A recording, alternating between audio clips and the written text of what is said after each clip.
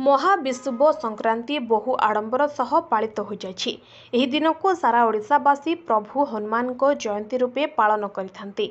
तेबे एही परिप्रेक्षी में संबलपुर जिला अंतर्गत जमनीकिरा ब्लॉक कदलीमुंडा ठारे महाविषुव संक्रांति बहु आडंबर सहकारे पालन हो जाइछि। महावीर युवक संघ सभापति सुचित स्वाई एवं संपादक सत्यप्रिय महापात्र समेत संघर समस्त सदस्यों सहयोग एवं सहस्राधिक भक्तों गहणरे एही उत्सव समाप्त हो जाइछि।